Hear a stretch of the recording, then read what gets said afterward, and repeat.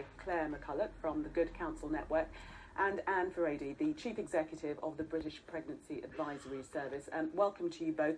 If I ask you first of all, Anne, what do you think of this change by the government that they're proposing? Do you think it's a good idea? I think it's really important to look at it. Everyone has the right to free speech, but that does not mean you have the right to interfere with someone going into a clinic and seeking legal medical treatment, nor does it mean that you have the right to stand outside and shout slogans when they are getting that treatment. So it's useful, it's helpful, and it will clear up what's a grey area at the moment for us. And Clare McCulloch, do you think these people have a legitimate right to be outside these clinics?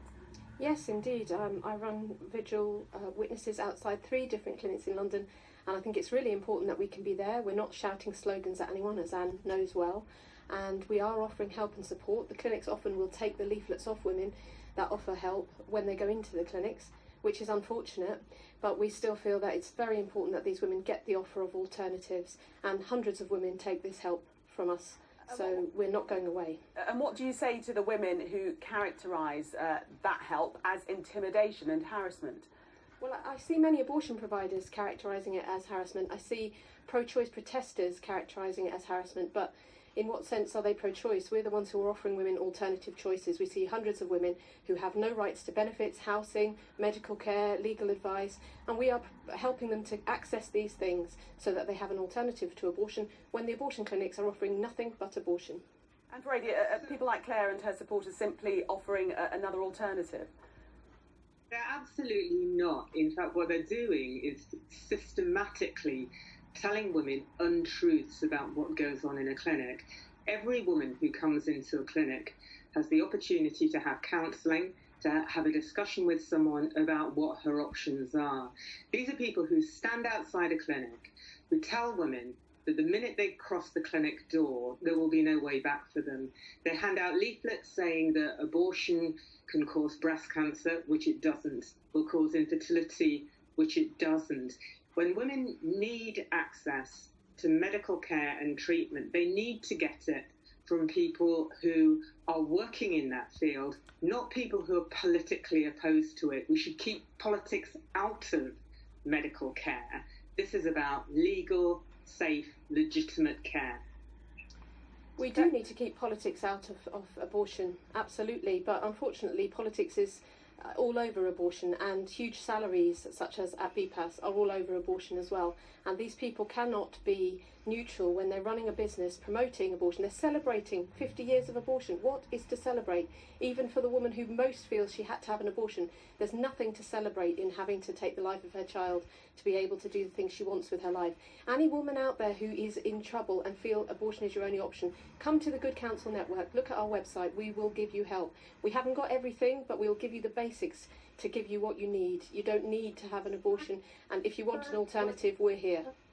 You certainly won't be giving women information about the choices that they have, and frankly, how your organisation has the nerve to in 1 minute suggest that it is indeed pro-choice, whilst at the next minute that you're saying that commemorating 50 years of legal abortion is a celebration of killing is just insane.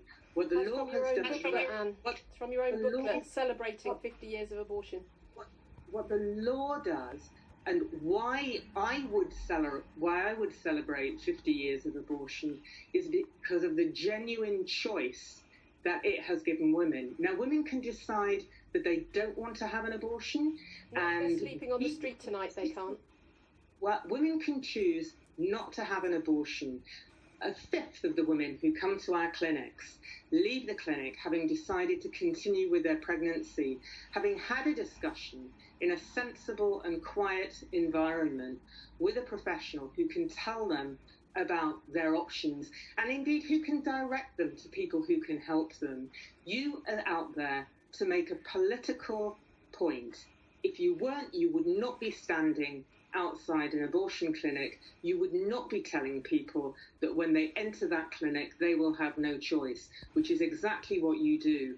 If we were there to make a political point, we'd have banners and flags and all the things the pro-choice protesters have, that newspaper journalists frequently report as if they were ours. We have nothing out there to harass or intimidate women. We just give them a leaflet offering help. BPAS and Mary Stopes has nothing to offer women who have no rights to benefits and housing, just to take one group of people. You have nothing to offer them and nowhere to refer them. And I know this from picking up hundreds of these women on the street outside your clinics. We've also taken women to hospital who were sick and in trouble. We've actually brought one woman to hospital coming out of Mary Stopes who had an ectopic pregnancy that hadn't been detected. So please don't tell me what we're there for. We're there to offer love and help and support. If women don't want our help, they go into the clinic.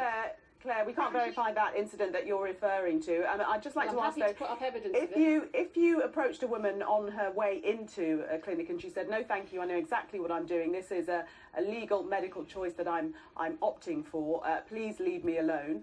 Do you oblige? That's the end of the conversation. Well, that's not our experience of it. And I think let's just say, for one thing, that when a woman comes to us and she needs help and support, whatever that help and support is, we will have the pathways, the care pathways, to officially refer her into those, whether it's the police, if she's being subject to abuse, whether it's financial support, whether it's antenatal care. We can help her do that. You are lying when you say that does not happen. Let me bring on some of these mothers. Let me bring them on. You bring them on, but I'm telling you, that is what happens in a BPAS clinic. BPAS has no help for women without rights to legal funds. No help at all and nowhere to refer them to. Clare McCulloch and Anne Furedi, obviously we could continue this discussion, but